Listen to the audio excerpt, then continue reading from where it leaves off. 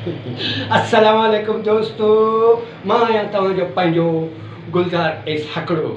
अवां जे लाइ असां हिन सुहिणी सिंध जे ख़ुशबू वारे शहर शिकारपुर में यूट्यूब जी दुनिया ते हिकु नओं चैनल आणे रहिया आहियूं, स्टार HD।